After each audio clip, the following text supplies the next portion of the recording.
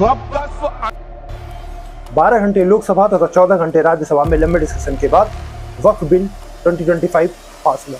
मोदी सरकार इसको मुसलमानों के फायदे के लिए बता रही है। वक्फ कानून में संशोधन का बिल पास हुआ, यानी सामाजिक न्याय के लिए एक और बड़ा और ठोस कदम लिया गया। वहीं अपोजिशन इसे एंटी कॉन्स्टिट्यूशनल तथा मुसलमान विरोधी बताता है। की तरह इस कानून को फाड़ता हूं, ये अनकॉन्स्टिट्यूशनल। आप भी कंफ्यूज हो। चलिए 2 मिनट में समझते हैं क्या इसके मेजर फायदे हैं और क्या मेजर नुकसान। लेकिन उससे पहले ये समझ लेते हैं कि वक्फ होता क्या है। वो प्रॉपर्टी जो केवल मुस्लिम चैरिटी में देते हैं, जिस पर मदरसा, मस्जिद या कब्रिस्तान के प्रयोग में ली जाती है। 1995 का कानून था जिस पर करप्शन और कब्जे के आरोप लगते रहते थे। सरकार ने इसमें सुधार के लिए नया बिल लाया, नए नियम जोड़े गए तथा कुछ पुराने नियमों को हटाया गया, जिसके कुछ फायदे भी हैं तथा कुछ नुकसान होने का डर भी।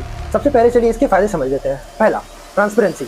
अब वक्फ की सारी जमीनों का ऑनलाइन रजिस्ट्रेशन होगा, मींस नो चीटिंग। दूसरा, वुमेन एम्पावरमेंट।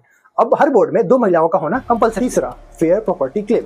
अब वक्फ बोर्ड की जगह कलेक्टर प्रॉपर्टी का फाइनल डिसीजन करेगा। चौथा, हाई कोर्ट के अपील का ऑप्शन जोड़ा गया है, जिससे गरीब अपनी जमीनों को बचा सकेंगे। फायदों के साथ साथ इन बिल से कुछ नुकसान होने का भी आता है।